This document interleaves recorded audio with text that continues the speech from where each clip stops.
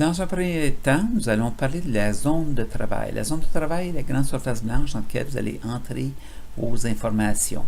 Il faut voir Excel comme un livre, c'est-à-dire que vous manipulez un livre, le titre est écrit juste en haut, ici ce serait classeur 1, composé de différentes pages. Les pages sont le nom des onglets qu'on voit juste en bas. Vous pouvez rajouter des pages en cliquant sur le petit plus. Chaque nom de page doit être unique. Les pages sont composées de colonnes. Les colonnes A, B, C, D, E, F et ainsi de suite. Rendu à ZZ, l'ordinateur recommence en AA, AB, AC et nous pouvons aller jusqu'à XFD, ce qui représente un peu plus de 16 000 colonnes. Les lignes sont numérotées 1, 2, 3, 4, 5 et nous pouvons aller jusqu'à 1 048 576 lignes. Ça vous donne l'ampleur de vos chiffriers si vous désirez utiliser toute la surface disponible. L'intersection d'une ligne et d'une colonne, on appelle ça une cellule. Qu'est-ce qu'on peut mettre dans une cellule? On peut mettre du texte, par exemple, le mot Pierre. Ce qu'on peut remarquer, c'est que le mot Pierre va s'aligner à la gauche dans la cellule. On pourrait mettre un nombre, comme 67. Ce qu'on peut remarquer, c'est que le nombre 67 va s'aligner à la droite dans une cellule. On pourrait écrire le mot vrai. Alors, l'ordinateur reconnaît les valeurs logiques vraies et faux, et ces valeurs-là vont se centrer automatiquement dans une cellule. Lorsque vous entrez l'information dans une cellule, vous devez dire à Excel que vous avez terminé d'entrer de l'information. Par exemple, au départ, vous êtes en mode prêt. Si vous regardez dans le petit coin en bas à gauche de l'ordinateur, c'est marqué prêt. Vous entrez du texte. J'écris Pierre. Et pour dire à l'ordinateur, j'ai terminé d'entrer, qui est présentement dans le mode entrée, je clique sur le petit crochet de validation et l'ordinateur va revenir en mode prêt. Si j'écrivais, disons, fraise, et que je sais que la prochaine chose que je vais vouloir écrire va être juste en dessous de fraise, il serait plus approprié de cliquer sur la touche entrée. Entrée va accepter ce que je fais et va déplacer du même coup le curseur sous ma cellule active. Si j'écris le mot bleuet et que la prochaine chose que je vais vouloir écrire va être à la droite de cette cellule-là, ce serait plus approprié d'appuyer sur Tab. La touche Tab va accepter ce qu'on fait et va déplacer le curseur à la droite de ma cellule active. Si j'écrivais banane, alors, et que la prochaine chose que je dois écrire, c'est au-dessus de banane. Alors, la façon la plus rapide, ce serait d'appuyer sur majuscule entrée. Majuscule entrée accepte ce que je fais et remonte le curseur d'une ligne. Si j'écrivais ananas, et que la prochaine chose que je dois faire, ça va être que je dois écrire, ça va être à la gauche de ananas. À la droite, j'appuierai sur Tab. Pour aller à la gauche, je vais appuyer sur majuscule Tab. Alors, ça accepte ce que je fais et ça déplace le curseur à la gauche. Si jamais j'écris une niaiserie que je ne suis pas d'accord avec moi, la façon de supprimer la niaiserie sans perdre l'information précédente, ce serait de cliquer sur le petit X rouge d'annulation. Le petit X rouge va annuler ce que je fais va annuler ma commande sans effacer ce qu'il y avait en dessous. Donc, vous savez maintenant comment terminer une commande. Je reviens à mon texte ici. Là. Alors, le texte.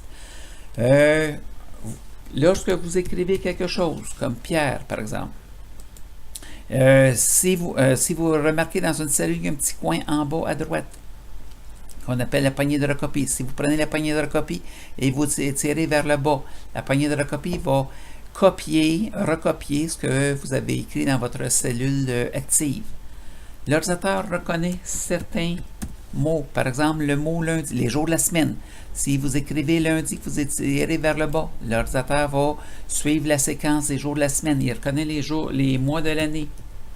Alors, si vous écrivez janvier, que vous étirez vers le bas, vous allez avoir février, mars, avril, mai, juin. N'importe quel mot qui se termine par un chiffre. Si vous étirez vers le bas, l'ordinateur va suivre la séquence, donc 23, 24, 25, 26, 27. Dans les raccourcis que vous devez connaître, il y a la date. Si vous voulez écrire une date rapidement, le raccourci est CTRL point virgule. Alors, si vous faites un CTRL point virgule, l'ordinateur va vous écrire une date et en étirant la date vers le bas, l'ordinateur va suivre les différents jours de la semaine. Oh, on vous présente des options de recopie. Dans les options de recopie, nous pourrions demander d'incrémenter les jours de la semaine. Alors, l'ordinateur va passer par-dessus les week-ends. Donc, le 9 et on passe du 8 au 11. Le 9 et le 10 est un samedi et un dimanche. On pourrait demander d'incrémenter les mois. Alors, l'ordinateur va passer du 12 décembre, du 5 décembre au 5 janvier au 5 février. Ou on pourrait demander d'incrémenter les années. Il va passer du 5 décembre 2017 au 5 décembre 2018, 2019 et ainsi de suite. Si jamais vous aviez besoin d'écrire l'heure rapidement, le raccourci c'est majuscule, CTRL, point virgule. Alors, vous allez obtenir l'heure courante et en cliquant vers le bas ou en étirant vers le bas, vous allez pouvoir modifier l'heure à coup de, le temps à coup d'heure. Si vous écrivez, par exemple, les deux premières valeurs d'une série numérique 0, 10, vous étirez vers le bas, vous allez voir que l'ordinateur va suivre le même incrément. Donc, je vais avoir 0, 10, 20, 30, 40, 50 et ainsi de suite. Donc, on vient de voir un petit peu la poignée de recopie. Si on revenait un petit peu au nombre, je vous ai dit tout à l'heure qu'en rentrant un nombre, le nombre va s'écrire à la droite dans une cellule. Si vous écrivez virgule 250, Excel a une routine qu'on appelle le format d'affichage qui lui oblige de mettre une unité et qui enlève les zéros non significatifs. Alors, mon virgule 250 est devenu 0,25. Le 0 est apparu ici et le dernier 0 non significatif est disparu. Ça peut poser certains problèmes.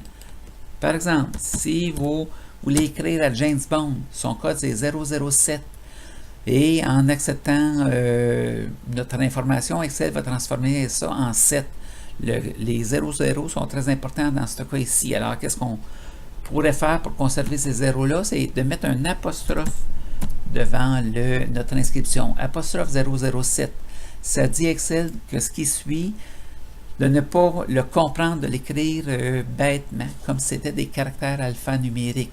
On s'aperçoit, Excel nous met un petit triangle vert dans la cellule.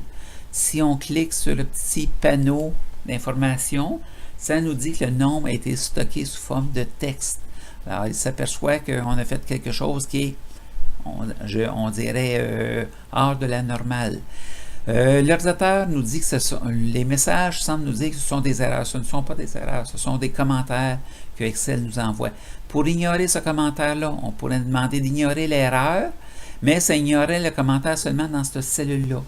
Si je veux ignorer tous les commentaires que Excel pourrait me dire dans toutes les cellules, ce que je vous recommande, c'est d'aller dans Options de vérification des erreurs et de venir enlever le petit crochet dans Activer la vérification des erreurs en arrière-plan. Comme je me répète, ce ne sont pas des erreurs, ce sont des commentaires qu'Excel nous envoie, puis on n'est pas obligé de demander des affichés. Alors, je vais enlever le petit triangle vert. Ce qu'on peut remarquer, c'est que le 007 c'est écrit à la gauche dans une cellule. C'est important, c'est du texte, ce n'est pas un nombre. Si j'essayais d'additionner les deux cellules sélectionnées présentement, je verrais 7 comme résultat et non 14. L'ordinateur ne tiendrait pas compte de 007. Pour s'il y en a des valeurs logiques, l'ordinateur reconnaît deux mots. Il reconnaît le mot vrai et le mot faux. Et ce sont des mots particuliers. On peut additionner, soustraire des vrais et des faux, ce qu'on ne pourrait pas faire avec du texte standard. Donc, nous venons de voir la partie saisir les données. Il y a quand même des petits trucs. Un petit truc à connaître. Je descends gentiment ici. Si jamais je suis, par exemple, dans cette cellule, dans cette colonne-là ici, puis je vais écrire le mot lundi rapidement. J'ai tout simplement à écrire L et l'ordinateur va regarder dans les cellules au-dessus. Il va s'arrêter à la première cellule vide. Si jamais il y a un mot qui commence par la même lettre, il va me le suggérer et j'ai tout simplement à appuyer sur la touche Entrée pour accepter ce mot-là. Dans un cas de conflit, par exemple, je vais écrire mardi. En tapant M, il y a deux possibilités, mardi ou mercredi. L'ordinateur ne sait pas lequel me montrer, il ne me montre rien. Si je mets un A, là, je viens de réduire les possibilités à une seule. L'ordinateur me montre mardi et j'appuie sur Entrée.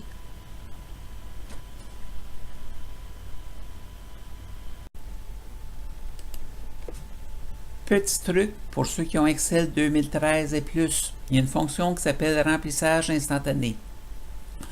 Par exemple, ici j'ai les prénoms, ici j'ai les noms. Je voudrais avoir dans la colonne C la liste des prénoms et noms au complet. Alors, ce que je vous suggère, c'est d'écrire les deux premières valeurs qui nous intéressent. Donc, écrire Lynn Arsenault, ça c'est la première valeur. Et la deuxième, je vais commencer à taper A. Et l'ordinateur va s'apercevoir qu'il y a une concordance entre la première ligne et la deuxième. Et si j'appuie sur Entrée, il va suivre cette concordance-là pour chacune des lignes. C'est une façon de rentrer le texte facilement. Pour que ça fonctionne, il ne doit pas y avoir de colonne vide entre ma colonne résultante et les colonnes dans lesquelles je fais des recherches.